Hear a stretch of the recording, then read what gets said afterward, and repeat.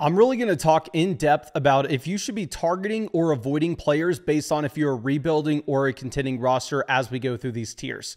Now, tier 1, Brock Bowers is by himself in Dynasty, Redraft, and Best Ball. So if you're a contending team, if he's the tight end one everywhere, this is the perfect guy to have at the position. If you're a rebuilder, well, the man's only going to be 23 years old this next season. He should very realistically be able to hold on to value over the next 12 months.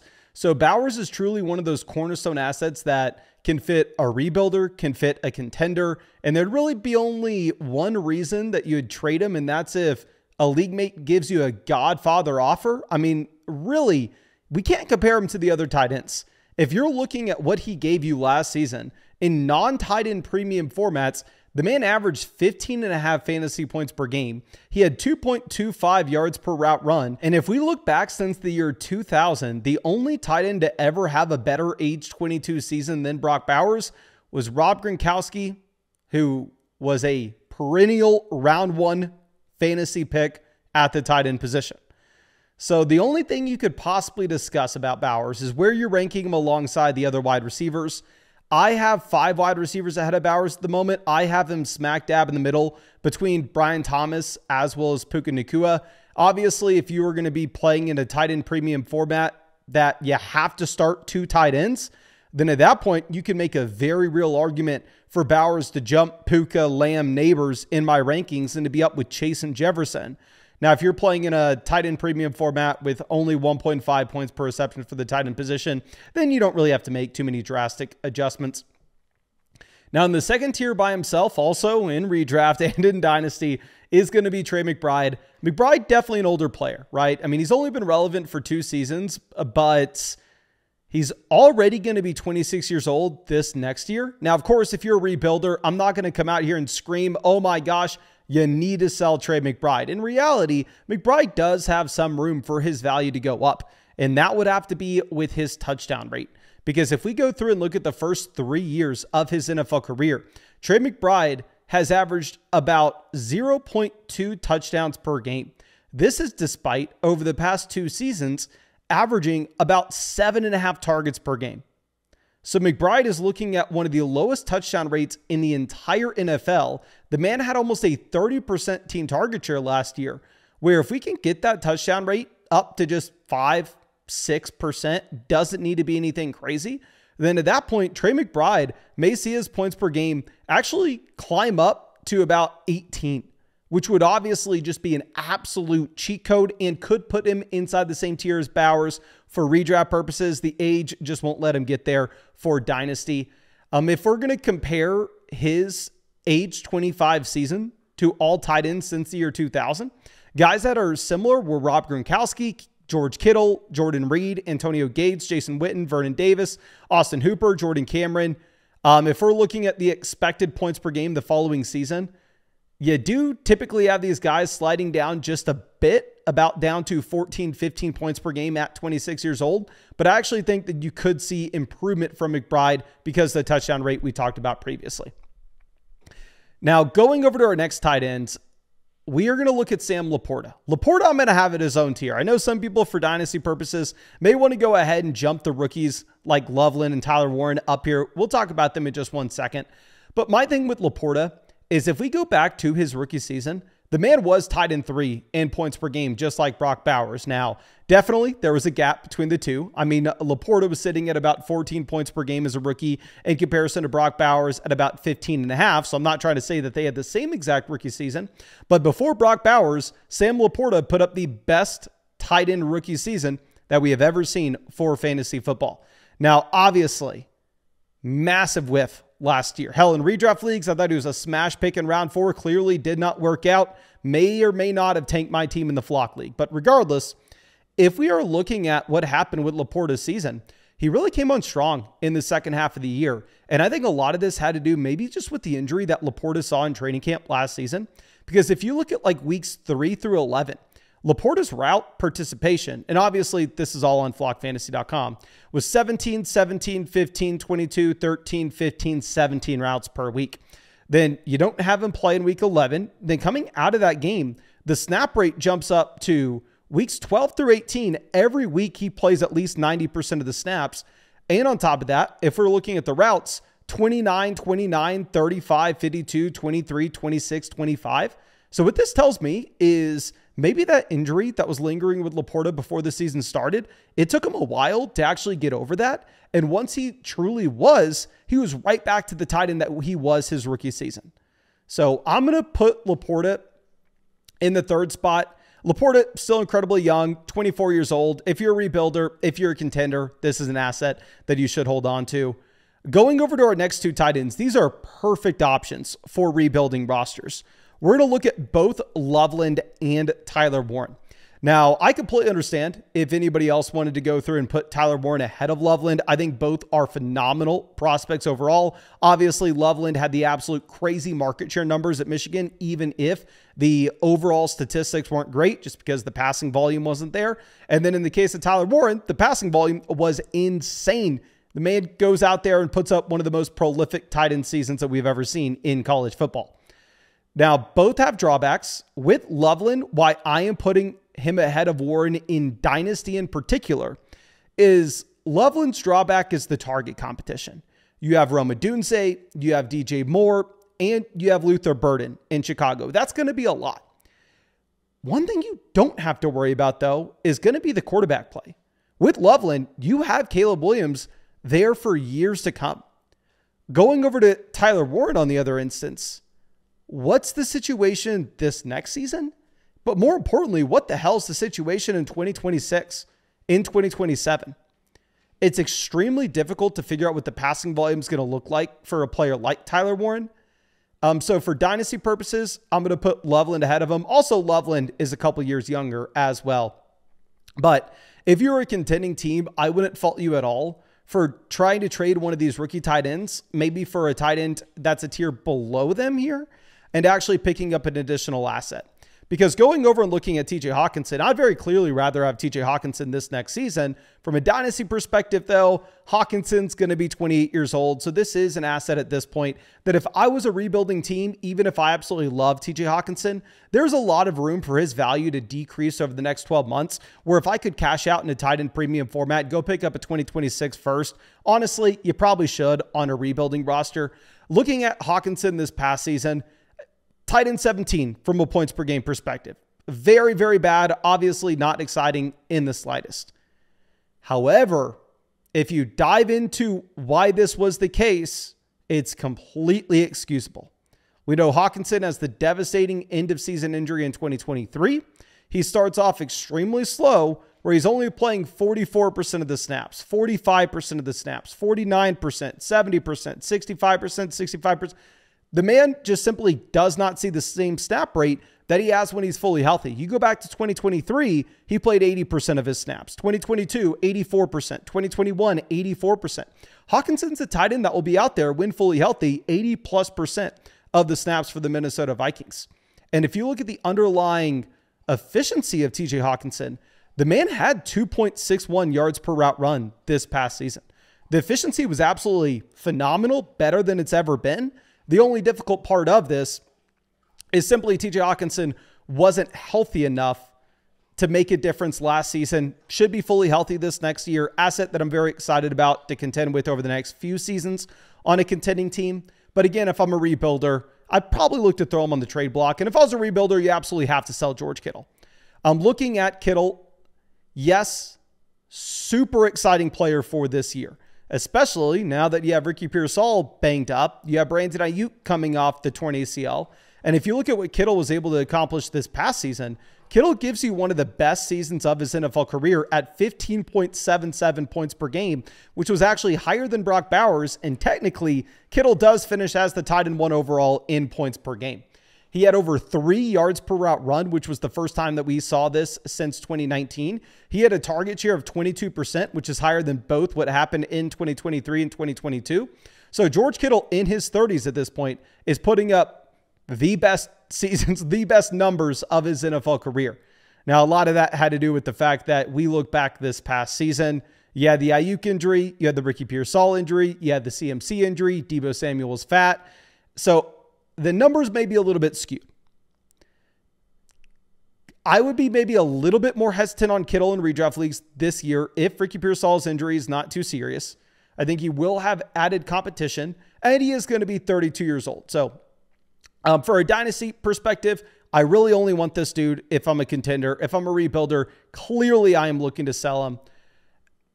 And now the question for redraft leagues is like, he's going in round 5 of underdog drafts, so right next to somebody like Joe Mixon, which I don't necessarily know how you feel about drafting him there. Now going over and looking at our next tier, this is where it gets very murky and very much a gray area. I'm going to put Tucker Kraft to the top of this tier. The reason being, I am very excited about Tucker Kraft for a rebuilding team. I'm very excited about Tucker Kraft for a contending team. The man's only going to be 25 years old this next season. And we look at the jump that he had from his rookie year to his second year, and it was everything you'd ever want to see. Like just pulling these numbers up. And again, all this is on the site, completely free for y'all. Just go to the rankings page, click a name, and you can see the drop down, select whatever you want.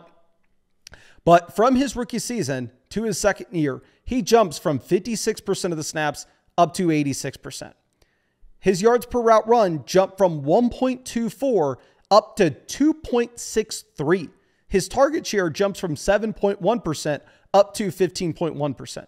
So Tucker Kraft, from year 1 to year 2, became a much more involved player in this offense, which typically you'd assume gets a scale back with the efficiency. However, he was able to improve the efficiency at the same time. So I'm super excited about Kraft, both for this season as well as the long term. Our next few guys, they're just contending pieces, right? Like looking at David Njoku is going to be 29 years old this next season.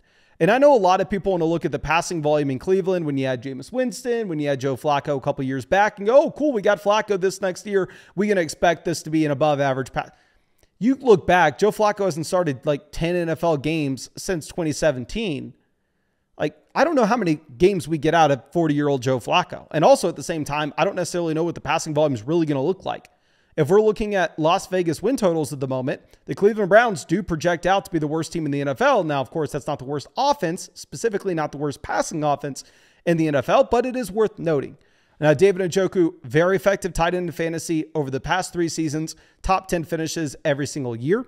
We did see the drop off in efficiency in 2024 down to 1.54 yards per route run, but the efficiency was up at about 23%, which was the highest mark of his NFL career.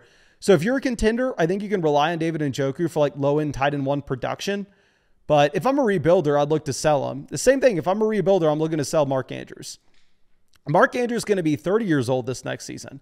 And with Andrews, the impressive thing that we've seen is since 2018, every single year, he has been a top 10 tight end in fantasy, which obviously super exciting. We go back and we look at what he was able to accomplish in 2024. He was the tight end 8, which maybe isn't a massive red flag. However, if you look at the underlying numbers, I am terrified. Mainly the usage in this offense. Mark Andrews went from 22% of his team's targets down to 15%. And hell, he's been falling for a while now. We go back to 2022, he was at a 29% team target share. Now, this past season, he was at a 15%. So we are seeing the consistent slide for Mark Andrews. The saving grace for Andrews is like 1 out of every 5 or 6 targets he had, he scored a touchdown. Like he's the exact opposite of the guy that we saw in Arizona with Trey McBride. But if those touchdowns go away, Mark Andrews may not be startable. And you're only really looking at him on a contending team and what he can do this year anyway. Going over and looking at Dalton Kincaid. Kincaid was not startable last season. God knows if Kincaid's going to be startable this year. While Kincaid's only going into year 3, he was a very old player coming into the NFL, so he's already going to be 26 years old this season. And you did see some warning signs here where you actually had the snap rate fall from 66% for Dalton Kincaid down to 58% from 2023 to 2024. And you saw him fall from about 9.5 points per game down to about 7.5 points per game over those 2 seasons. So those are the concerning areas. The saving grace with Dalton Kincaid is when he was healthy and on the field, he was a more efficient tight end in year 2 than year 1. He did have 1.75 yards per route run, target share up at about 20%. And we're pulling all these numbers just from the games that he is playing, right? So if we wanted to give Kincaid the benefit of the doubt, he is a round 1 NFL pick, only going into his 3rd season. attached to one of the best quarterbacks in the NFL with very little target competition. So if you wanted to go his direction, you can, but obviously it is terrifying. Looking at Kyle Pitts, Kyle Pitts has not been startable for years now. Kyle Pitts, his rookie season, he goes out and he's the tight end 10 in points per game. And before we see Brock Bowers, before we see Sam Leaporta, it's like, oh my gosh, this is like the best rookie tight end season that we've had in forever. And he was the best tight end prospect of all time. Kyle Pitts is the man. And then over the past 3 seasons, he's given you the tight end 21, the tight end 17, and the tight end 21 finish. You've never seen him get back to that 2.19 yards per route run that he had in his rookie season. I know a lot of people are maybe excited like, oh, week 17 with Michael Penix, he scores a touchdown and has 14.5 fantasy points. In reality, Kyle Pitts just does not look good. Saving grace, he's about the same age as RJ Harvey, still incredibly young. You have had just consistent churn with his coaching staff as well as his quarterback play. Maybe that is worth mentioning. But Kyle Pitts looks like he's a complete dud. You can move him down these rankings if you really wanted to. You could move Isaiah Likely over him. Isaiah Likely, same age as Pitts, likely similar to Pitts, has not been usable in fantasy over the past 3 years, outside of maybe going for all your league mates fab in redraft leagues after week 1 this past season. What's interesting to note with Likely is he is trending in the right way with both his yards per route run and his target share. He jumps up from about 1.57 yards per route run to 1.93 this past year, and he jumps up from about 8.5% of his team's target share up to about 13.5%. Now, the thing with Likely is he's probably not going to be viable unless we were to get an injury to Mark Andrews or Andrews completely fizzles out. So like I said, we are just in the absolute graveyard, the dead zone, whatever you want to call it, of the tight end position in Dynasty. Honestly, we can go through and we can carry this over with our next few guys. Like our next few guys have reasons for you to be excited, but like with Jonnu Smith was an absolute crusher in the second half of the season. And I'll say real quick with Jonnu, obviously you only want him if you're going to be on a contending team. Like Jonnu Smith's going to be 30 years old this next season. If I'm a rebuilder, I'm selling this dude for a second and a third if I can get it in a tight end premium format, which you probably can't. But looking at the second half of the year, he was the tight end 2, 4, 7, 1, 9, 14, and tight end 3. Once he started getting the snaps and actually running the routes in Miami and Tua was back, Jonnu Smith was one of the best tight ends in fantasy.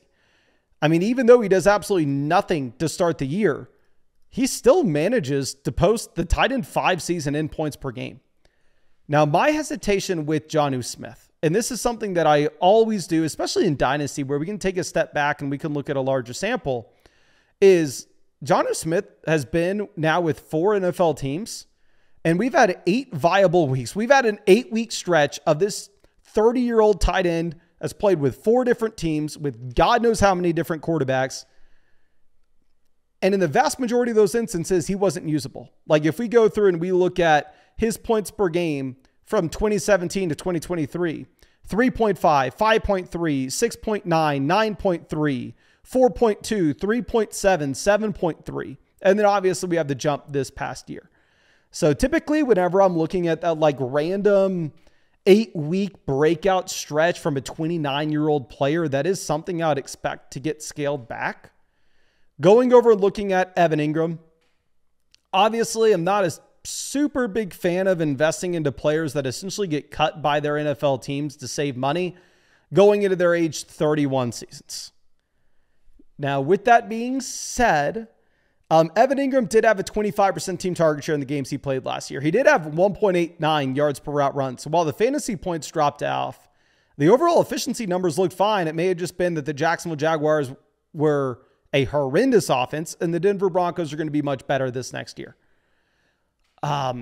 Again, I'm typically worried about these guys changing teams at 31 years old, that their previous team completely gives up on them to just save money. And Evan Ingram's only somebody that you would ever consider on a contender. Kelce's also somebody you'd ever only consider on a contender. But with Evan Ingram, like if he performs well this next season, maybe you have a 2-year runway. With Kelce, the absolute best case scenario is you only get 1 season left. The man's going to be 36 years old this next year. Obviously, the worst season that we've seen from Kelce in quite some time in 2024. Like, we can date this back to 2016, where Travis Kelce has been the tight end 1, 1, 1, 1, 1, 2, 1, 1, and then this past year, the tight end 7. You've seen 3 straight years of him falling off with his yards per route run at this point. Target share looked fine this past year. Maybe, just maybe, Mahomes' overall passing volume improves, and that actually helps Kelce be that stopgap for one season for you. Going over and looking at Jake Ferguson, I would have been more excited about Ferguson if it wasn't for the Pickens trade, just because he would have been de facto like the number 2 option there. But this past season, you get 7.5 fantasy points when you have literally no competition. Yeah, your only competition, CeeDee Lamb. So I still don't think Ferguson's a great player by any stretch of the imagination. But if you do have a fully healthy Dak Prescott and this offense gets back to being an above average passing unit, and you don't have a lot of depth in the wide receiver core, Ferguson could be startable, and he's only going to be 26. Going over to our next tier, looking at Pat Freiermuth. One, the man just simply does not know how to lateral the ball, which if you watch the Flock League, you can remember. And 2, the passing volume is just not really going to be existent in Pittsburgh this next season. You bring in DK Metcalf, who should be an upgrade over George Pickens with the target competition. You have a rush-first offense. And similar to what we were saying with like the Indianapolis Colts, where the Colts are too good of a football team to ever get the number 1 overall pick, to get the number 2 overall pick, and actually bring in a quarterback that's exciting to elevate the overall offense. The Steelers are kind of the same way at this point. Like, there's no way the Steelers earn the number 1 overall pick this next season. The Steelers have garbage quarterback play now, and I don't see how that changes over the next few seasons. I'm looking at Cade Otton. Cade Otton was the tight end 12 this past year, while at the same time, he's only going to be 26 years old. But you bring in Igbuka, Godwin's healthy, Evans healthy. Like, target competition is through the roof for Cade Otton, who's never been an efficient player. Like, his first 2 years of his NFL career, he averaged fewer than 1 yard per route run. Going over and looking at Dallas Goedert, maybe we should move Dallas Goedert up. Obviously, the passing volume is not great in Philadelphia. Goedert has been like a borderline low-end tight end 1 over the past few seasons. He's never had a touchdown rate higher than 0.3, which just is concerning and does cap his overall ceiling. And we're looking at a 30-year-old player that would only really be viable for a contending team. And if I'm a contending team, I'm hoping to have a better tight end than Dallas Goedert. Obviously, if you're a rebuilder, you can look at Mason Taylor. You can look at Terrence Ferguson. I think Taylor is probably the better option for this season, just given the lack of overall target competition that you have with the Jets. But Ferguson has a phenomenal prospect profile. Issue will be in the long term. You don't know what Stafford looks like years in the future. Going down to our next tier, looking at Elijah Arroyo. You do get the draft capital, but you're in a bad offense. And not only are you in a bad offense, but it does look like you have a worse prospect profile than what we're going to see with like Mason Taylor and Terrence Ferguson. Going over and looking at Brenton Strange. Passing volume's never been great in Jacksonville. Brenton Strange has never proven anything. He did have 1.92 yards per route run this past season, which obviously wasn't horrible. Going over and looking at Jatavion Sanders. I thought Sanders had a better season than he really did. You had that like month-long stretch in the middle of the year before he gets injured where he did look like he was trending towards being a viable player, but the efficiency was never really there. 1.2 yards per route run. Going over and looking at Chig, he's never been a viable tight end. He's played 3 years in the NFL at this point. His best finish ever was tight end 27. But hopefully the quarterback play with Cam Ward elevates the overall offense. Harold Fannin, I think this is just the perfect example of a tight end that, like, what the hell is his dynasty value going to be 12 months from now? He's going to be in a garbage offense where David Njoku is going to be the guy. This is like the perfect example of a player that somebody's going to stash on their taxi squad. They're going to give up on him 12 months from now, and you can get him as a free throw-in in any deal whatsoever. I want to look at Noah Gray, but at the same time, I don't know if we would even know who Noah Gray was if he didn't play for the Kansas City Chiefs. Like, the efficiency was solid this past year at 1.88 yards per route run, but the 3 previous seasons, the efficiency had always been bad, even in those stretches where Kelce went down. Looking at Mike Gesicki, if you are a true contender, maybe you think he's interesting, but he's averaged 10 points per game 1 year in his NFL career, and that was back in 2020. So honestly, maybe we need to end up moving Hunter Henry up these rankings, because if I had to find one guy that I think could help a contending team, maybe it'd be Hunter Henry, but similar to what we just said with Gesicki, last time Hunter Henry averaged 10 or more points was back in 2020 when he was a Los Angeles Charger. He's going to be 31 years old this next season, would only really help a contending team. It's like, if I'm a contending team, I really hope I have a better tight end than Hunter Henry. But I really hope I was able to help you out in some way with these rankings. Again, you can always check out the rankings on the site. The expert rankings are free, and you can also click those players, look at the drop down, check out all the valuable stats, including the advanced stats that you'd want. But I really appreciate you. Really hope I was able to help you out in some way, and really hope I get to see you out in a live stream sometime soon.